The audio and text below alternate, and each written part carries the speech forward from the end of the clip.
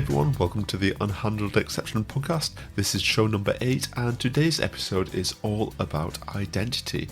And I am thrilled to be joined by Christos Matskas, Program Manager for the Microsoft Identity team. And according to his about page on his website, his goal in life is to become great at his job, be an excellent husband and father, and also to be a geeky geek. So a huge, massive welcome to the show, Christos. And I'm really curious, what is a geeky geek? the geek to rule all geeks, I suppose. I don't know. I spend most of my time writing code and having fun and tinkering with software and hardware. So I suppose that this makes me a geek. It's a great term. I'm going to start using it, I think. Yeah, it can be more geek than a geek. I used to say that geeks will inherit the earth. And apparently these days, having a CS degree or knowing how to deal with programming is a very important thing. Or programming, IT pros, security, networks, whatever. It's all interesting, at least in my head. I don't know if you remember, but we very first met at one of the DDD conferences quite a few years ago now. I think you were doing a talk on Azure Functions. God, so that must have been 2016 or 2017. I seem to remember it being a Grok talk. I mean, I would grab any opportunity to talk about stuff. So, I would drive all the way down to, the south of England just to get the opportunity to talk about the stuff I was passionate about. So I would not be surprised if I drove all the way down there for 15 minutes. I remember it being definitely a good talk. And then you've done a few .NET Oxford talks as well, like joining us at .NET Oxford. Yes. I think you've one in person when you lived in the UK, and then I think 2 months ago you did one virtually on, funnily enough, identity. Yeah, funny enough about identity. But back in my, when I was back in the UK, one of the last roles I had was working as a PFE for Microsoft. And that meant I would go around customers and help them with problems and solve issues. So if I was around the area, I would ping one of the meetup organizers and ask whether they wanted to do a session, because I would be all the way. Let's say I was near London or near Oxford. I would ping somebody that has a .NET meetup or a cloud meetup and say, "Hey, I'll be seeing a customer in the morning. Do you fancy doing a talk in the afternoon if the time and the schedule fits?" Because I'm already there and I'm not flying home. I might as well meet new people and spread the love. There you go. How are you finding it now? Everything's virtual. I think I don't mind. Obviously, it's a lot more challenging to have an engaging session, especially since you can't see everybody else in the room. So if you say something that flies over their head or it's difficult to comprehend, it's very hard to get that kind of reaction and then maybe reiterate on the subject. Also, you can ask questions like, "How many of you here have done this?" and wait for a number of raised hands. Obviously, the chat works, but not everyone engaged in the chat as well. And then the other challenge for the speaker, obviously, is keeping everybody engaged. And I know that I'm not one of the most gifted speakers, so it always adds pressure to make sure that you deliver something and that people stay there for 45 minutes. And I also find that people have had, Zoom saturation or Team saturation or whatever other software organizers are using. So people can't really stay as focused as in the older days where you were in person. But at the other hand, it's super positive because I've done speaks with Singapore, Australia, you guys in the UK, all over the world without me having to leave the comfort of my office. So I find that the opportunities are greater because we can deliver to a lot wider audience. At the same time, the challenge is that everyone is online now and attention spans are hard to maintain. Yeah, definitely. I think especially when people have been at the computers all day long, working from home, and then it gets to the end of the day and then staying on the computers to attend these events. Also, with the computers, it's very hard to divert your attention to something else. Oh, an email has arrived, or I just remembered I need to copy something. So you divert your attention from the session to something else. If you're in the room, it's very rare that you'll get people playing on their laptops while you're doing a session. Although that's not unheard of, and I've done conference talks where half the audience was just typing on a computer, hoping that they're doing what you're doing on stage, but they could be answering emails for work. There's pros and cons, I suppose, to everything. Yeah, definitely. So we're going to talk about identity today, and obviously we're going to talk about Microsoft Identity Platform as part of this episode, but I'm also really keen on spending a bit of time on just demystifying identity in general. Yes. There's lots of terms floating around like that I think a lot of devs don't really understand, like OAuth, OpenID Connect, scopes, claims, JOT or JWT tokens, ID tokens, access tokens, refresh tokens, and lots more. So I don't know how we're going to cover Where do you start? Exactly, how we're going to cover all of this in one episode. But if we can actually maybe we just start with what identity is in the first place. Yeah, these days, identity, identity hasn't changed, to be honest. Identity explains who I am or what I can do in the system. And in the past, it was very different because everybody was in a LAN, everybody was in their own network. There was no cloud. So you would go into the office, turn on your PC, and then you were automatically domain joined. You were already signed in. Everybody knew who you were. And for developers writing applications, it was just as simple as doing a call to work out who the currently used user is signed in.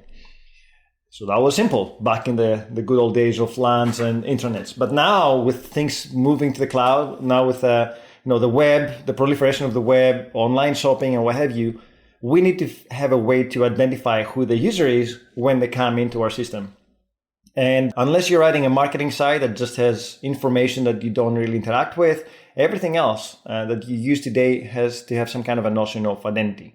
Whether it's a line of business app that you're using from your VPN at home, whether it's shopping with, Costco, Chefway, House of Fraser, whatever you want to buy online, you need to have a profile that explains who you are and also retain some profile information so the retailer can dispatch your goods and they can interact with you and provide a customized experience. So identity is everywhere. You can't really interact with anything on the web without having an identity.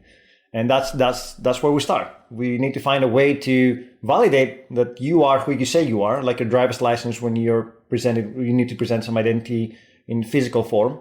Online, obviously, there's a much bigger challenge because you need to have a way to prove who you say you are. And the only way to do that is for both parties, the user, and you, the owner of the software, whatever it is, you need to have a common kind of a source of information that is the actual truth. With physical identities, you trust the government to issue a passport. You use that passport and both parties accept that the government is right in this instance. With online, we use identity providers that we trust, and we hope that they provide the right information, whether that's Microsoft or some other vendor. The assumption there is that because we're both using the same system, I trust that you are who you say you are, and off we go. So that's the new format of online identities. We have a common back-end system that verifies to both parties that I am who you say you are, and you are the site I'm supposed to be using, and we take it from there.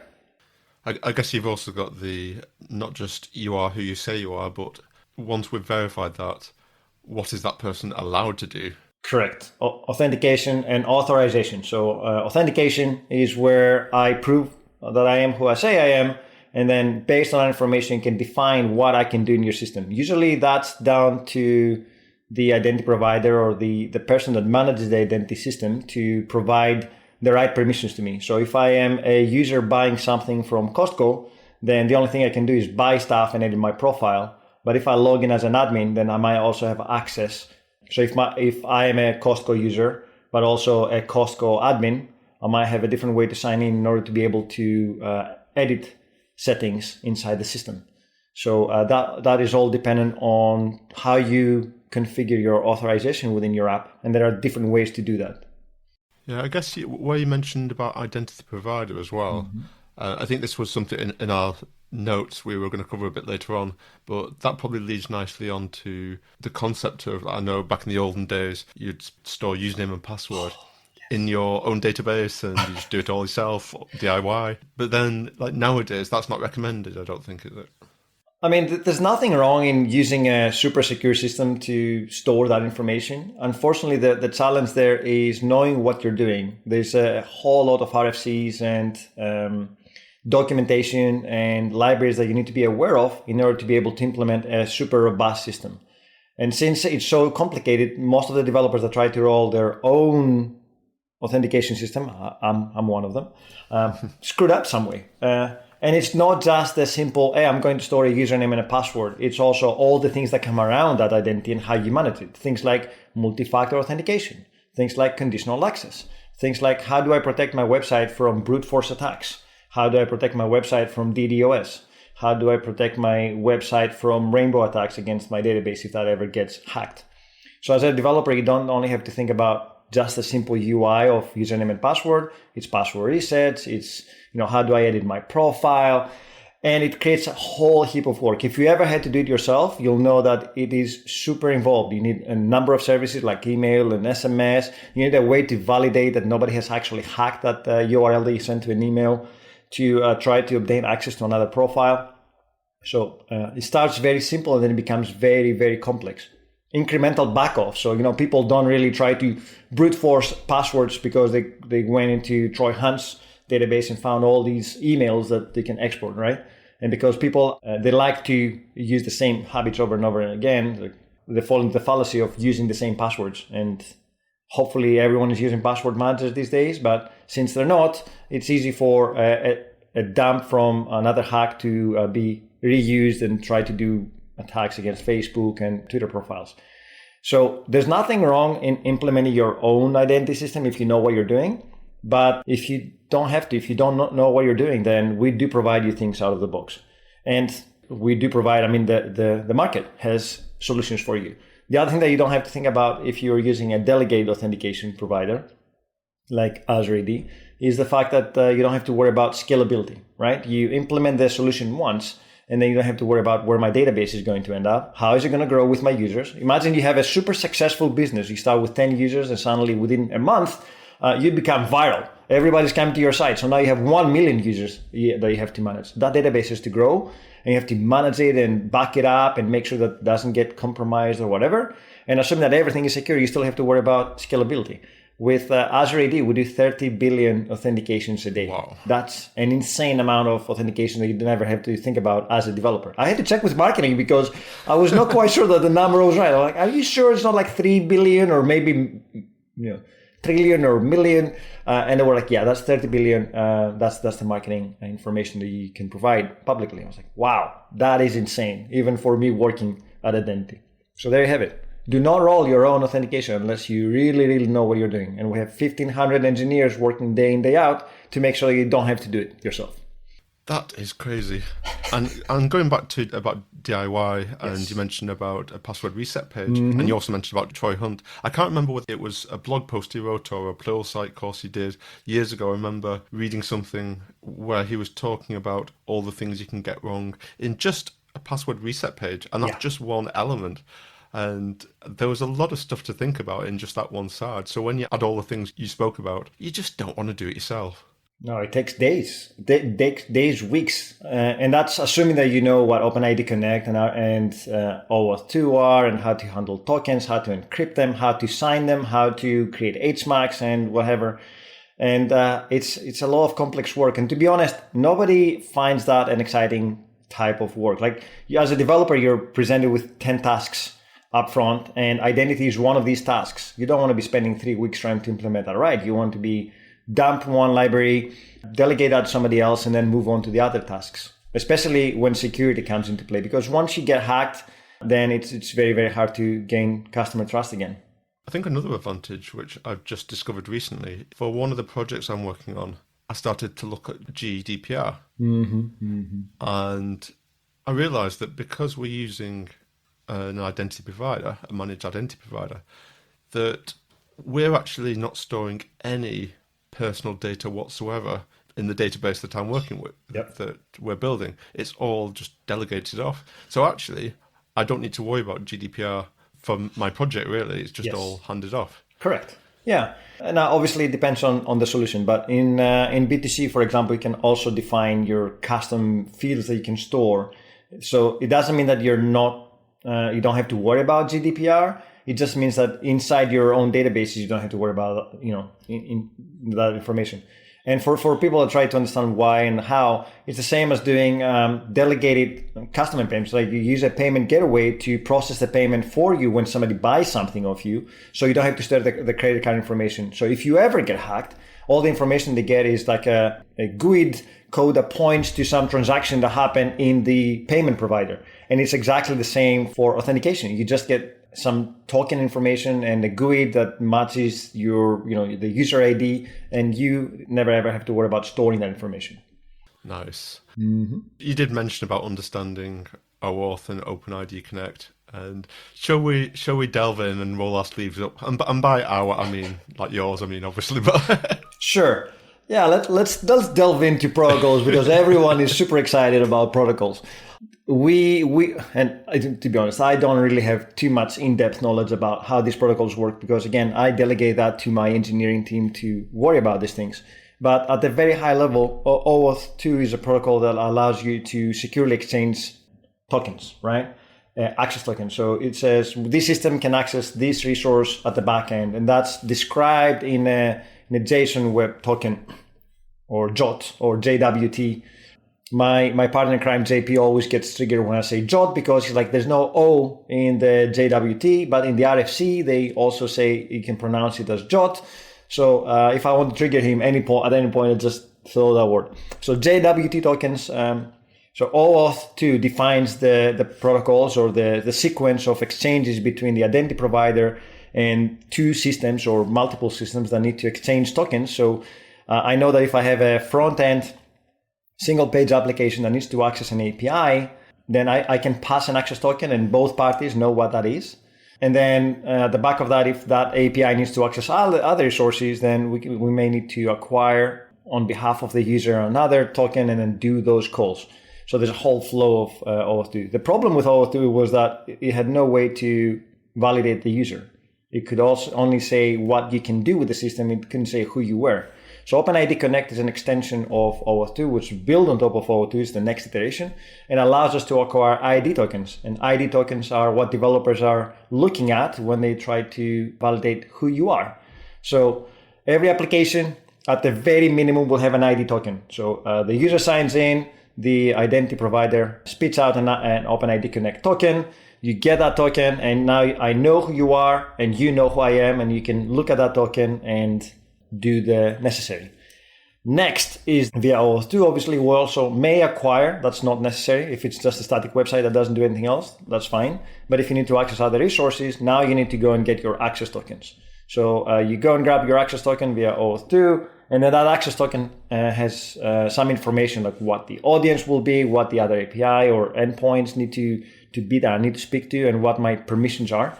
And based on that, you as a developer have to pass the access token downstream to whatever API. Somebody said upstream. I don't know why. It's downstream, upstream, both the same, right? You pass that token to somebody else, and then that somebody else is responsible for verifying the token, validating that it's for the right audience, and other information like, has it expired? Is it still valid? Can I use it? And then based on that, you can again do the necessary. That's probably an API or some other resource. So there you have it. OAuth is the protocol responsible for acquiring and managing and passing access tokens. OpenID Connect provides a way for you to understand what ID tokens are. So I hope that explains it. I think it was actually me that mentioned about the upstream versus downstream. Were you there? Now I know. Like I remember somebody mentioned that when I was doing a .NET Core demo at some point, which actually has there's an API call that says enable downstream API calls, and you're like, but it should be upstream. I was like, I don't know, it doesn't matter. It's another API that you need to call. Well, I was curious, and I actually put a Twitter poll out just to see what people, not about that thing in particular, but about what people referred to as upstream and what people referred to as downstream. And it was 50-50, and lots of people were saying it's upstream for this reason and downstream for this reason. And it was kind of like, so there's no correct answer, it doesn't sound. I'll include a link to that tweet in the show notes. But it was quite an interesting thread, and lots of people voted and replied with different reasons. It was really interesting. So, what are the chances, though? It was 2 months ago at .NET Oxford when you did the identity talk. It was, yes. When I was demoing that, and you were like, no, it should be called upstream. Like, fine, I can go back to the product team and ask them why they decided that. It's similar to a poll I did for services and daemons, because some people call, the headless applications that are running as, jobs somewhere, daemons, where other people call them services. And we were really polarized within our team as well, what should be called. It was almost 50-50. So there you have it. Nice. So with the OAuth and OpenID Connect. So am I right that this is all relates to the redirect you get when you're redirected to your identity provider? Then you get your login page, you type in your username and password, not on your website, on your B2C, like Azure AD website or Auth0 or whatever provider you use. And then as part of that flow, you get redirected back. Correct. And that redirect is OAuth, and then OpenID Connect just adds the concept of knowing who you are. Yeah. So obviously when you do the sign-in, it's over OpenID Connect. So just to explain how this thing works, people come to your website, they say, I want to log in. And at that point, they get redirected to the identity provider.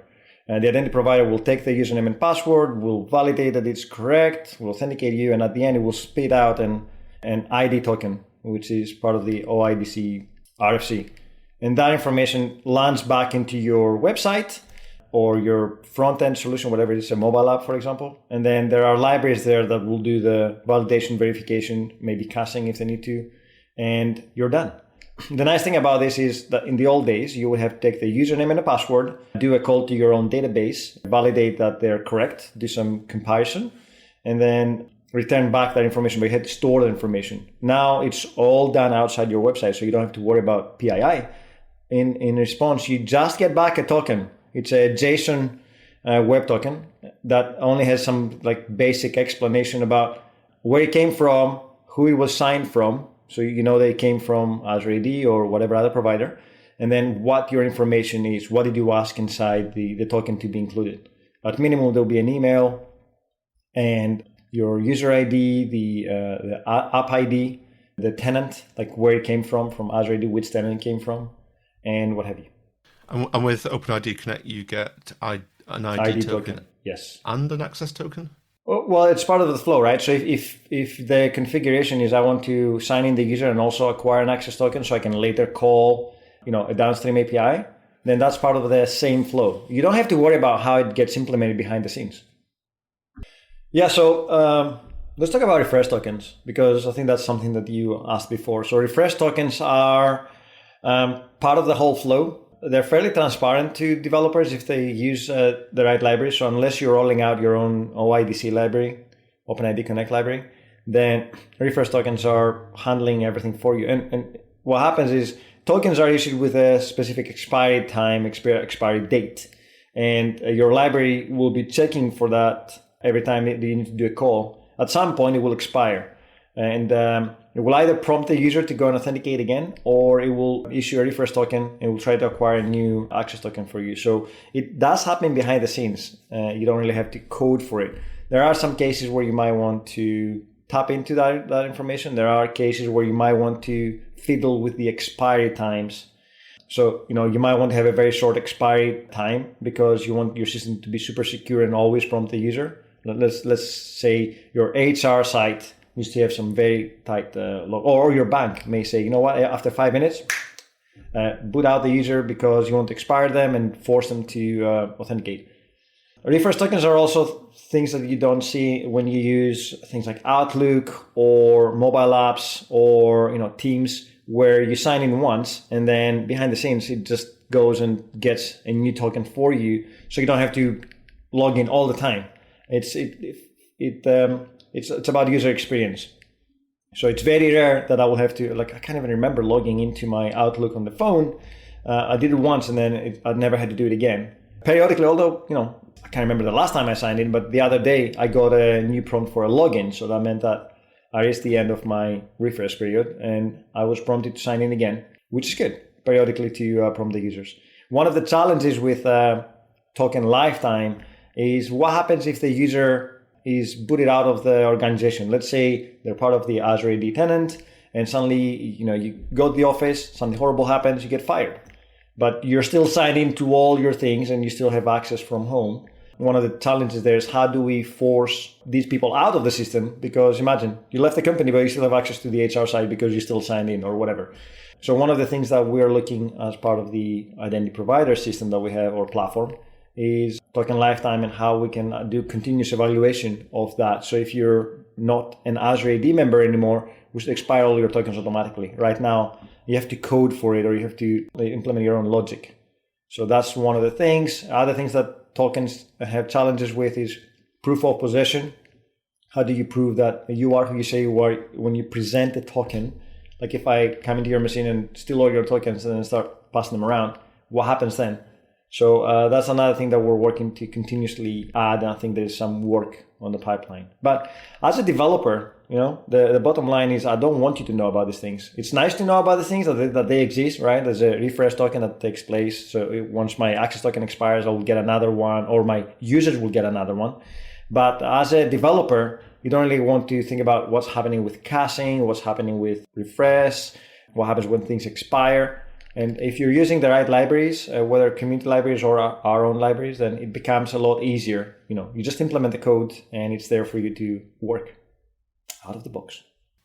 Nice. I think it's always nice to get a bit of an understanding about these common terms, maybe not like the underlying implementation, but just like things like the workflows. Because even with B2C, when you go in and you configure the workflows, you're still like using some of this terminology. So just having a basic understanding. Yes, correct.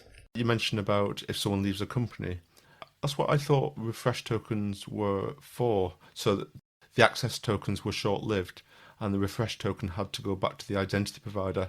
They are, but the minimum is like an hour. So it's not for days and days, although you can configure and change the lifetime. But even within that hour, and then I have one more hour to access all the systems I want. So that's a challenge, like that hour window. How do we deal with that? I see.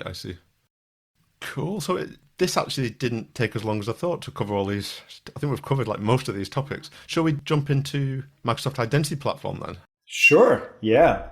I'm biased, obviously, so I thought you might be. This is what I use day in, day out. But Microsoft Identity, the identity platform comes in two basic flavors. There are lots of like other scenarios that you might look into, but as a developer, when you come in, there's a decision tree that you have to make, and that tree is basically two branches at the very top. One is I want to authenticate users for my line of business apps, my organizational users. At Contoso, at whatever company I work for, at Microsoft, this is a Azure AD issue. So Azure Active Directory, where I go. If you are building anything that needs to bring external users, like a forum where you want people to register and manage their profile, a mobile game, a mobile app, a website that sells things. Let's say Costco needs to give a way for people to go and register, buy stuff, and then check out. This is where B2C comes into play. So business to consumer or business to customer, whatever you want to call it, allows people or developers to implement at the very basic form a username and password database where people sign in with their username and password. That can be their phone, that can be their email, and then a password that they decide to use. And it comes with all the goodness of multi-factor authentication out of the box, so you don't have to implement that. It comes with conditional access. So I might say, you know what, I only want to operate in Australia, or I might want to only operate in the UK because of GDPR requirements. You can actually enforce that.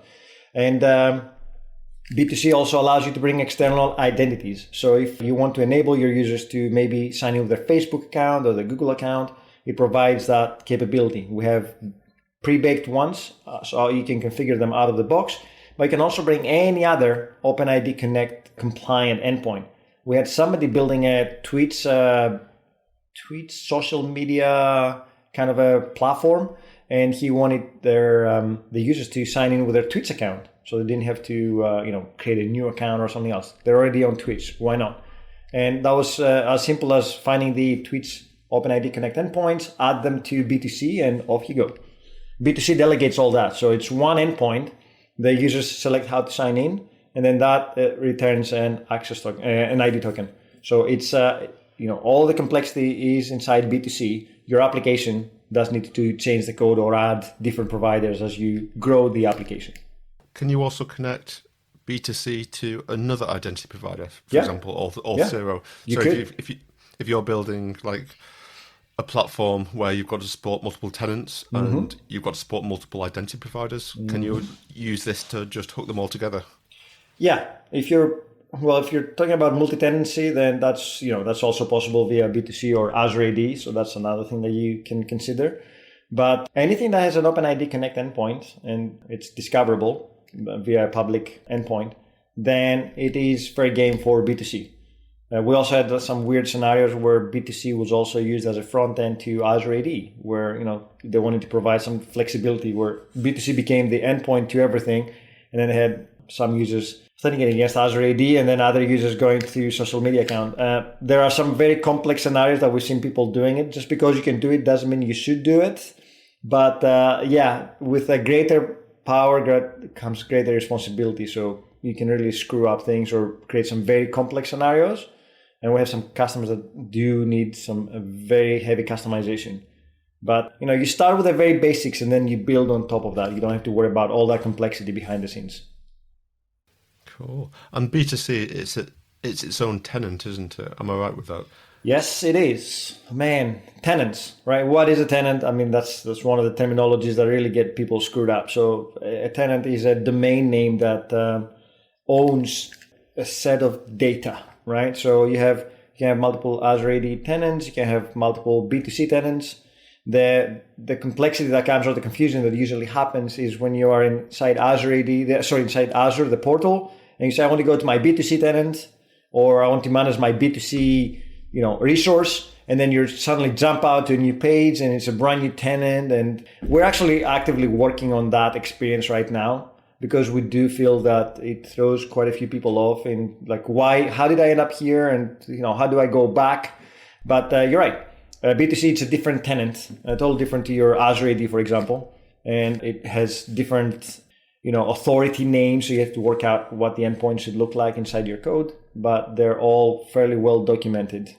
But I agree that that kind of tenancy terminology is something that is very idiomatic to identity providers and tends to throw people off. So I apologize to everyone listening to the podcast about how we screwed up tenancy and stuff, but we're working actively to take your feedback and simplify things.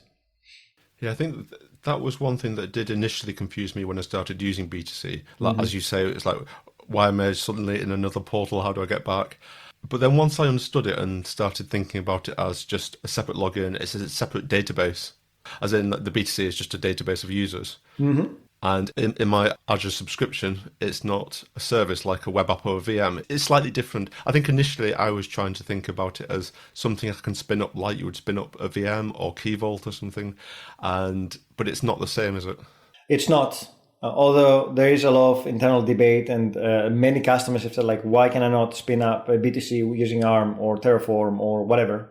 And this is also something that we are working on in improving, right? The automation of the tenancy and being able to you as a company, being able to test things and deploy things and automate stuff. So stick with us while we're fixing all these, and we're actively opening to anyone that has feedback, from the largest customers to the smaller developers, the smallest, even indie developers that are using the system or want to use the system. We take all that feedback and we prioritize accordingly. So 2021, we'll probably see quite a few changes in that space. There's a collective effort across multiple divisions in Microsoft to improve the identity experience even more.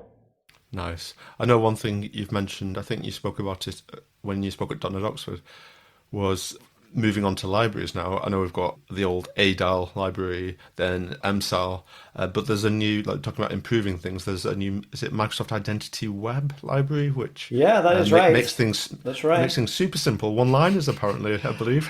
That's how I sell it. It's like a one line and you can do anything you want and some config settings. Obviously it is a one line to start with, but usually it's not that simple. I mean, it could be. Like if you're creating a very simple website that just signs in users, and then you make sure that these users have access to the right points of the website. But usually there's a little bit more involvement in that, like trying to tap into OpenID Connect events, and you might already have a system that does things, so you might want to replicate that information, which is totally available to you. But if you're starting now, if you're in .NET Core 3.1 and later, then Microsoft Identity.web has simplified the things. And let me take 2 minutes maybe to explain why. So right now, if you're building an ASP.NET app, when you authenticate, there used to be this thing called the ASP.NET Identity system, right? Where you would go into Visual Studio, you would say file new project, a web app, and then it would say, do you want to add authentication? Yes, I want to add authentication. So you would click that, it will present you with the Azure AD settings, you would configure them, and lo and behold, your authentication is wired up and everything is working perfect. And now you say, I want to access my API, right? How do I get tokens for that? My users are already authenticated, but I don't have access to the necessary library. So I need to download MSAL, the Microsoft Authentication Library, wire that up, and then go and access my tokens and get my tokens. And that was a pain because but I've already authenticated the user. Why do I need another library now to go and get my tokens? So it was very confusing. So what we did is we worked on a project to simplify that and unify that. So now you have Microsoft Identity.web, which is built on top of MSAL. So you take a dependency on MSAL straight out of the bat when you do file a new project with authentication, or do .NET CLI, .NET new, auth, whatever.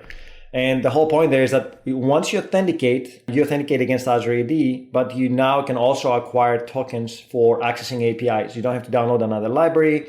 We do all the middleware configuration for you up front, and that frees you up from having to worry about how do I implement my token management, my token caching, my token acquisition, incremental consent, and what have you. So yes, it is a one-liner to do all that, and maybe 2 or 3 lines of code to do everything else. But it's way more simplified than the older story that we had, and it definitely has improved hidden away all the complexities behind the implementation details. So I love that effort, and hopefully we'll see this coming into the other languages like Node and JavaScript and Java. Everybody that we show that to gets super excited. They want to see that and go and implement that. So, if you have feedback, like if you say, I would love to see that in Python or Go or Ruby for my solution, then let us know, because this is what we're here for. But it's been a fantastic step to disambiguating the complexities of identity within the .NET space. Does that also include if you're doing server-to-server authentication as well? Yes. Sorry, Microsoft Identity.web is only for ASP.NET solutions. For anything else, you have to use MSAL. So if you have a service, technically there's no user interaction there. So you can't really use Microsoft Identity.web because it is .web. But downloading MSAL, and it's literally 6 or 7 lines of code to create a confidential client and then authenticate the local system. And then it can be like if it's a daemon or a service, then you can use a certificate. So you don't have to have client secrets stored within your application. We want to eliminate the need for secrets, like we did for Angular and single page apps, where we moved away from implicit flow that required a client ID and a client secret to using authorization flow with Pixie. So now you sign in, there's a key exchange that happens between your solution and the identity provider, and you don't have to worry about secrets. That's a fantastic step towards more secure apps. Does implicit flow have to go anyway with browsers supporting third-party cookies? Well, we encourage people to move to Pixie regardless, right? Although it does complicate things, but I would say if you can move your application to using Pixie, then that's the way to go. If you're using MSAL.js, which was our V1 that had implicit flow, the upgrade to V2 is seamless. So you don't have to rewrite any code. It works out of the box. You just take away the client secret from your configuration and off you go. Super nice. Yeah, I think it might have changed now, but when we're doing quite a bit of server-to-server stuff, we're using B2C for the actual main user login. Mm-hmm. But then for the server-to-server, we're just using Azure AD. Right. And we've got some .NET services and some Node services. Mm-hmm. And for the Node services, I seem to remember having to go back to ADAL library because MSAL didn't support that. But I don't know whether that's changed now. That is changing. In fact, we have a public preview of Node.js MSAL. So if you're building Node apps today, we do provide you with the ability to build Electron apps or Node apps using MSAL.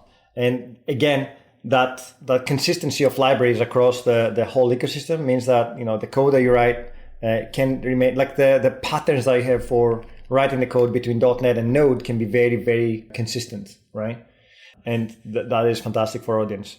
So Node should be coming out of public preview soon, but you can use it today. You can provide feedback. It's on GitHub. So if you search for MSAL.js Node, the repo that you land on has the announcement at the top. There is a Node version with samples and code and documentation. So it's fully there.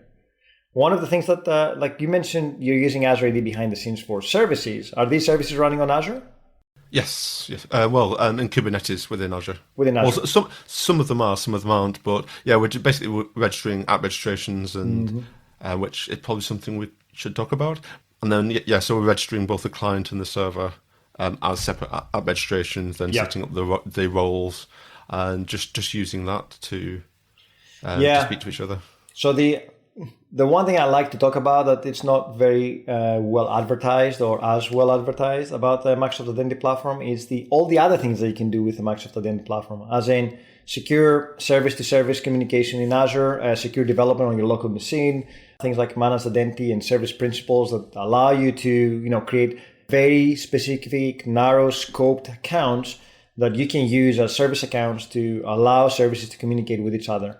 And in some cases, combining things like Key Vault also means that it eliminates the need to have secrets or keys or anything else stored within your application, because it's all secured by Microsoft Identity. And all you have to do as a developer is use the right libraries to go and pull those secrets from either your managed identity local system, if I need to speak to my SQL server, or if I need to go and grab a secret that I really need to use, like let's say an API to weather. You do a call to an API that gives you weather information that's external to you. You still need to have your key. How do you store your key securely? You store it in Key Vault, and then you use managed identity to go and grab that secret in real time and then pass it to whatever call you're making. So your solution as a developer is more secure. As a company, you don't have to worry about passing those secrets around. You don't have them in source control. Those keys can be rotated by your IT admins without you as a developer having to worry what will happen.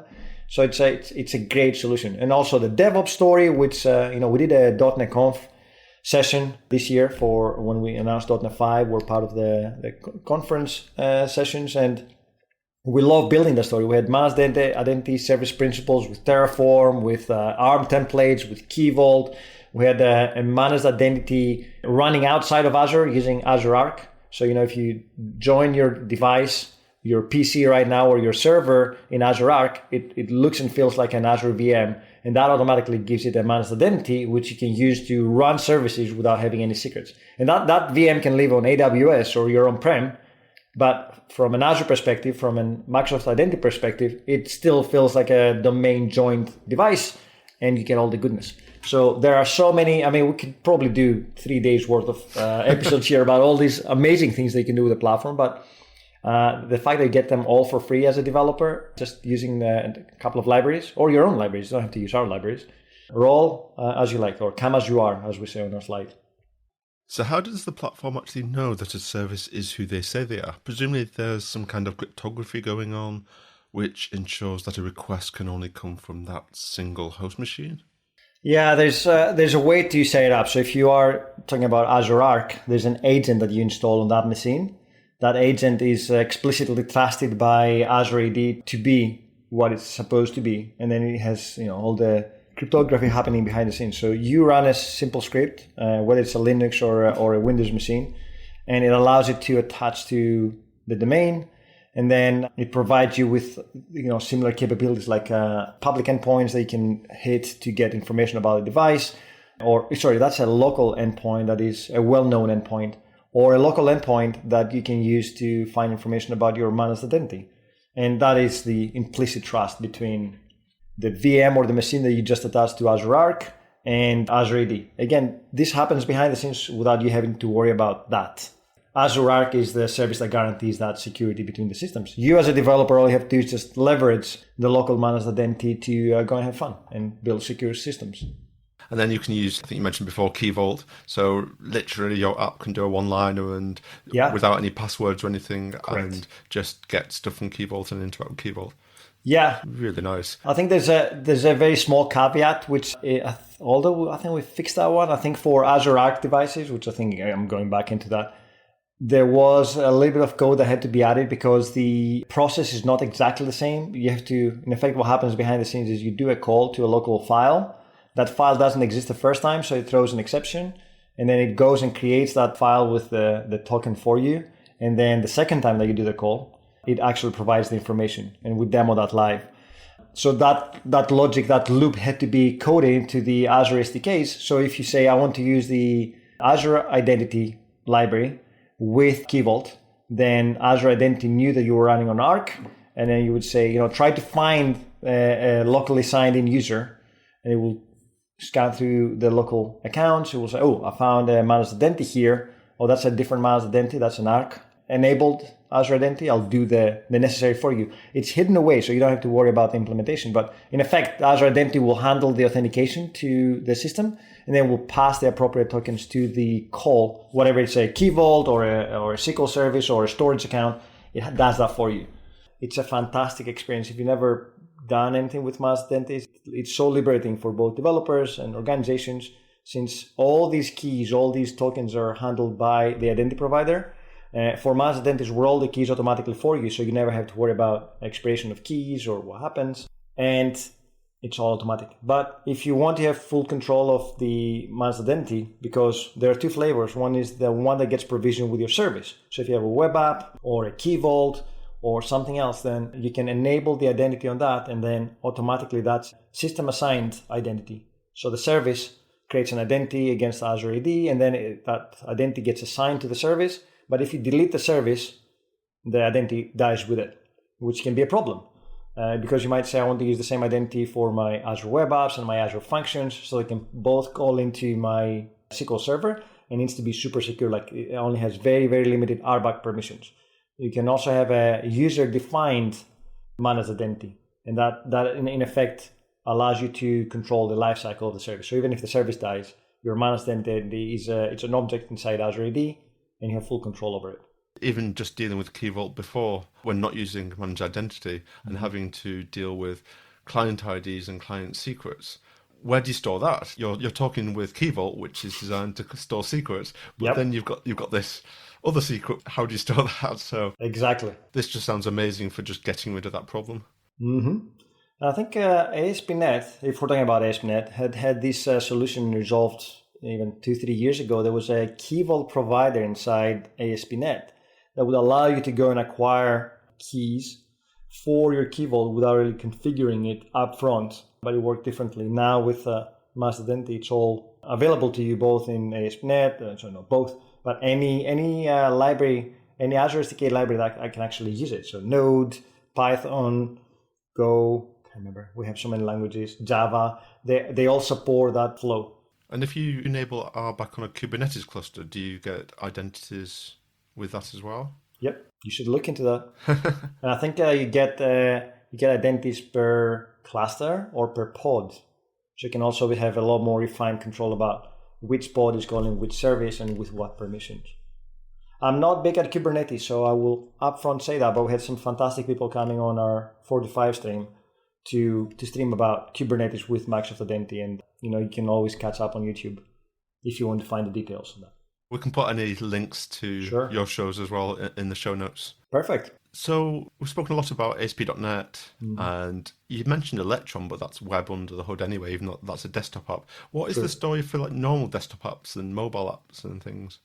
Again, MSAL is the way to go. In fact, any OpenID Connect library that you can use for the framework of your choice will work. So if you're building UWP or Xamarin apps or WPF, WCF, anything, in fact, can use these libraries, right? We do give you a way to securely authenticate and manage your tokens and do anything else you need with our libraries. So there's a very good story there. In fact, I've done quite a few demos using Xamarin with MSAL to authenticate against both Azure AD and get some graph data, MS Graph data, or using B2C to just simply register and authenticate users. So both an intranet and an extranet or public-facing app. Say you did like a WPF app. What would that look like to the user? We've spoken about OpenID Connect, where you get redirected to a login page by the identity provider. You still get the same. Have you got a embedded web page in your app to do that, or does it open a browser? Yeah, you need to have access to the web, right? I think what happens is you use the system browser or a web view, and you can also define how that will look like. Even like for Xamarin, you can also say, I want to have an embedded web view, or I want to use the system browser. And then based on that, it will do the appropriate handoff. But if I remember, I did a WinForms or a Web Forms app, like very old stack. And I was like, how can I stick Microsoft Identity? That's That's my motto these days. What can I stick identity into? Like, can I go to some very old .NET 1 library and see what I can do with it? So console, I don't think I've done WPF, but it should work in the exact same way. The only difference there, rather than trying to get the currently signed in user in the current system, which was the de facto way of doing it in the past, you delegate that to Azure AD, opens the page and brings it back, and off you go. And we have a lot of samples on GitHub that you can go and find all these different workflows where you have a WPF that calls into an API that calls into Graph or SQL. So the whole flow end to end, because in most scenarios, you don't have just a single app. It's multiple services that talk to each other, and having that kind of end to end example and workflow and seeing it in action is nice. So it's definitely doable. So all this amazing stuff that we now get done for us as part of Azure AD and the B2C platform, saving us tons of time and money. This leads to an obvious question. How much does this actually cost? It's free. If you have Azure AD or Office 365, it's free for you. Obviously, there are different tiers. So as you go up, if you need to have more advanced requirements, then you have to change tiers. But for people that write apps that are public facing and they want to sign in users, B2C is free for the first 50,000 logins per month, right? So that's a significant number to think about. And then it goes into pennies, literally pennies once you hit that limit. And then it grows, obviously, the cost grows. But there's the benefits totally outweigh the fact that you don't have to manage that security. So you can pay, I can't remember the numbers, there's a cost calculator, but for B2C, it's significantly cheaper than anything else out there in the market.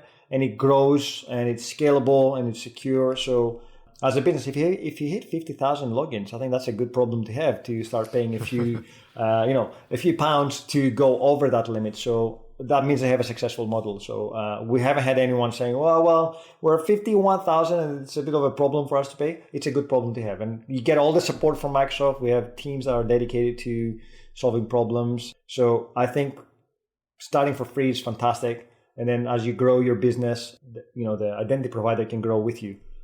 Yeah, and I think if you're going over that, and we're talking pennies anyway, then True. I know, without mentioning names, another identity provider, which is amazing at their free tier, suddenly gets very expensive when you need anything over their free tier. And it sounds like that's just not the case with Azure AD and B2C, which is quite nice. It's surprising when people have some really expensive tiers, like for Azure, they have like enterprise agreements, or they have Office 365 for say 15,000 seats in their organization.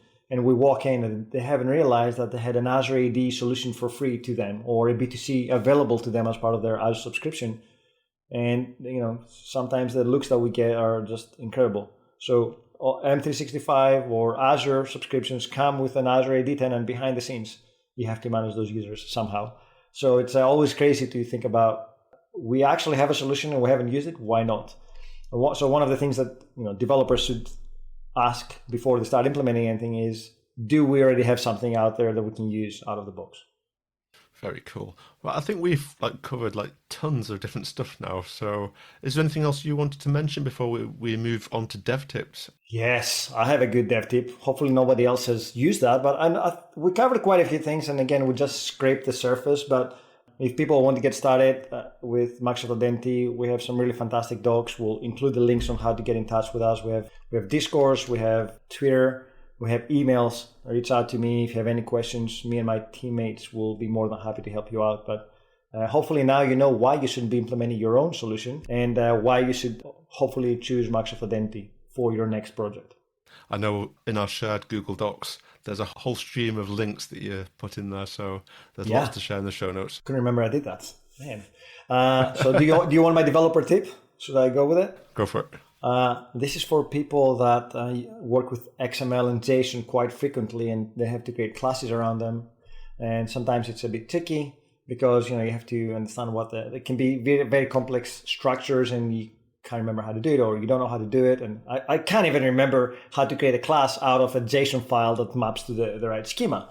So if you are using Visual Studio or Visual Studio Code, inside Visual Studio, there's a built-in functionality that you can go into a brand new class or any file. You can right-click into the edit on the menu, and down there's a special edit. And in there, you can do paste XML as class or paste JSON as class. And as you paste that, as long as you have your XML or JSON in memory, so you got it on a clipboard, it will actually go and create a class for you with all the settings mapped. So all the fields inside your JSON or XML, the very complex structures of these things will manifest themselves correctly. VS Code doesn't do it as well, and there's an extension to do it, but I found the last time I used it, it added heaps of code. VS does it so much better because it just creates a POCO, a plain old class, nothing else, and off you go. So that's my tip. Nice. I do like dev productivity tips. One command can save you hours. Days. I hate XML and JSON, like mapping them back and forth. So for my dev tip, I was trying to think of something that was related, and I was surprised we didn't actually touch on it when we talk about JWT tokens, but there's a few, I don't think we did anyway, but there's a few different websites, jwt.io, jwt.ms, which is presumably the Microsoft one, and you can literally just paste in your access identity token, and you can see all the claims. So as mentioned earlier, the claims are key value pairs, like just metadata, and you can see all this listed in. You can see various other stuff about the token. And like when I'm doing authentication stuff, obviously via a library like B2C, I find this really useful to just be able to like know what's in my tokens. So I can put that in the show notes too. That is a very good tip. In fact, if you are doing app registrations, you can define jwt.ms as one of the redirect URIs. So you can get your tokens and made it directly to that, so it opens the page for you, and you don't have to copy paste that. Wow, I did not know that. There you go.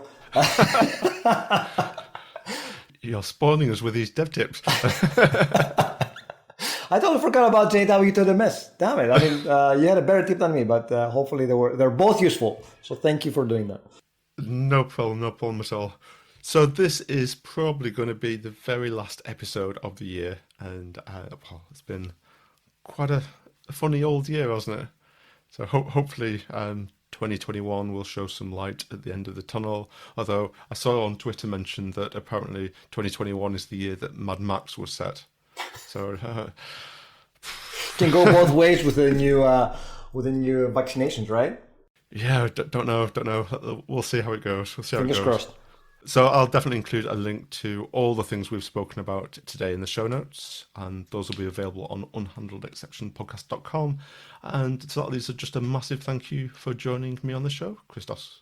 Thank you for having me and for making time to speak to me. I really appreciate that, and for being the last episode of the year, closing the year. Thank you. Yeah, the podcast's very first year. Hopefully we'll carry on for many years to come. And apologies about all the interruptions from the kids as well. No, man. Kids are fun. Which will be cut out for our listeners, but anyway. So that's the show. We've actually covered an awful lot there. That's brilliant. See, I told you we'll have enough time to cover everything. I speak fast. Well, because we've stopped it many times, I don't actually know how long we've gone because the timer just says 14 minutes. Yeah, so I think we probably have about an hour and 10 minutes or an hour 15 minutes of content. If you trim it, maybe come down to 110, 107. But that's decent, I suppose.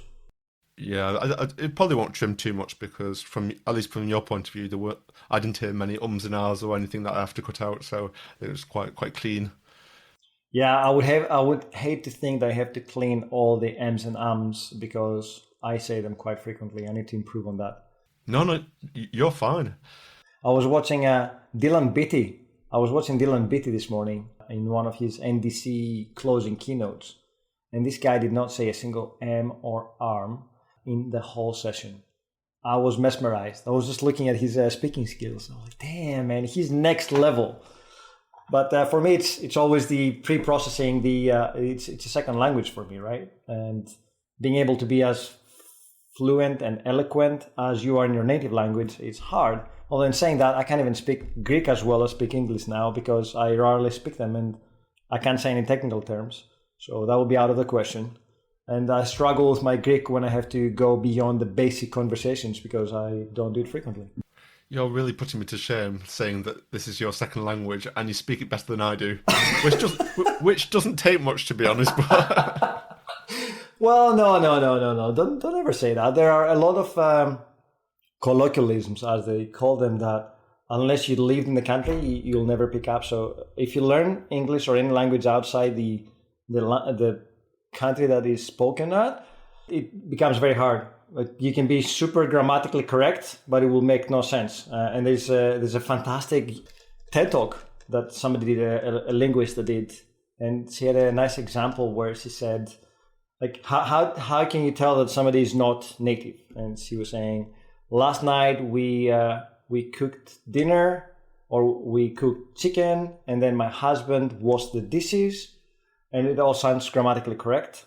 But she said that if somebody from that same country was saying that, she would probably say, last night we made chicken. We didn't cook chicken. It's grammatically correct, but make chicken is probably more appropriate. And then my husband did the dishes.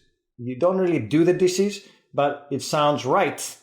Like, you can't say Happy Christmas. It sounds a little bit weird. You say Merry Christmas. There are all these things and details that unless you live in the country, you don't pick up. And if you learn it outside the country, you're grammatically correct. You will always be grammatically correct. But when you hear me saying that, it's like, yeah, he's like, inside your brain suddenly goes like, yeah, he's not from here. He hasn't lived here or something.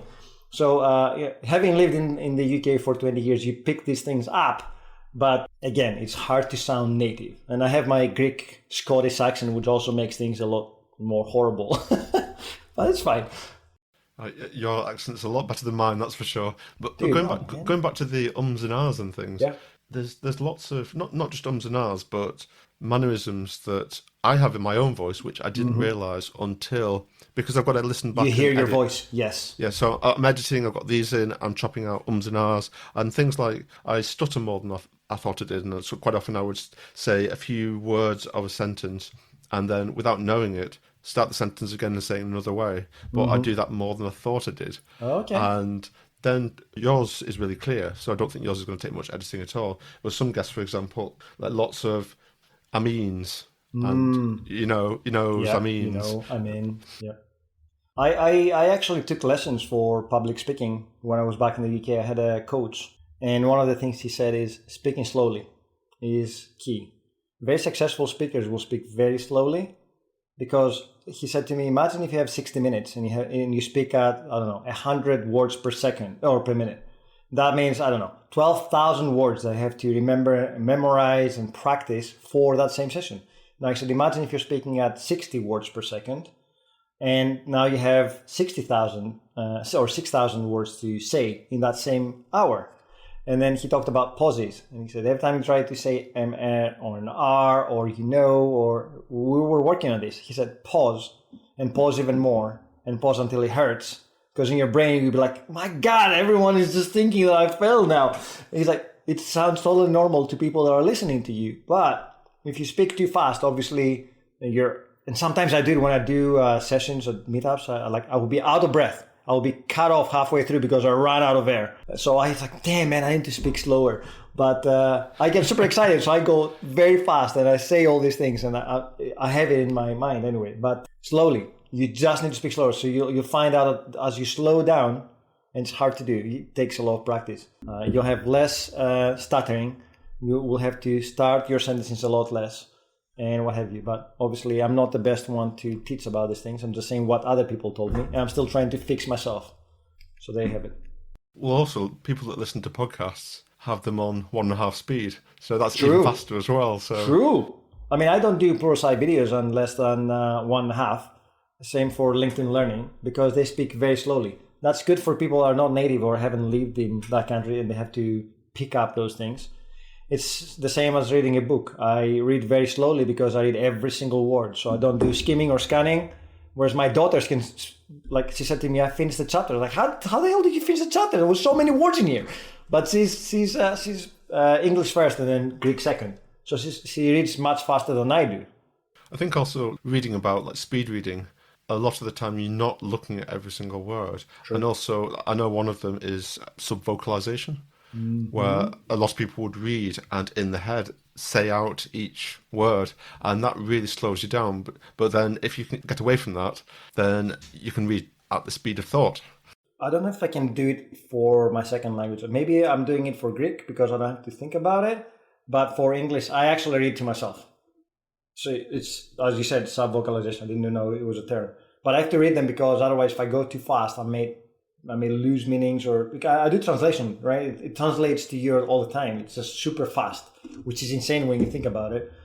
But it's part of the process. It's fun when I switch between languages as well. So I was speaking Greek to my wife, and the next instance I'll be speaking Greek to somebody else, English to somebody else, and I can switch back and forth. So that also happens, which is crazy, and the kids can also do it, but not as well. So there's I call them pre-processing especially for English, where you have to say something, you have to plan in advance. Sometimes when I have to make a very important call, I will actually make the call in my head before I even pick up the phone to talk, because I need to make sure I have everything right. It's crazy. I can't imagine dealing with two languages though, just switching between the two. I know Anna's, my wife's brother, is married to an Italian, and he can speak Italian, but then the kids have been raised to speak both. Right. So they swap. You always tell when we've got a family gathering, well, obviously not at the moment, but when we did have a family gathering, then when the kids were told off, it was in Italian, but then all the conversations were in English. It is. We tend to tell off our kids in Greek as well. It sounds so much better when you say in Greek. I don't know why. Swearing is also different. I will swear in English, but if I really want to be, if I really mean it might be in Greek. And the kids are also bilingual, but I actually know 3 languages. So I was going to be an interpreter. That was my first career path. I wanted to become an interpreter for the European Union. So Greek, English, and French, and I was fluent in all 3 of them. Obviously, if you don't use it, you lose it. So my French now are subpar. But there was a point in my life I could speak French better than my English, which was scary. But my English was not as good as it is now. So that's the other side of the coin. But 3 languages, and you do 1 and 2, then it becomes a force of habit. The crazy stuff is people that know 7 or 8 languages. That's just insane. So is that C#, JavaScript, Perl, Ruby?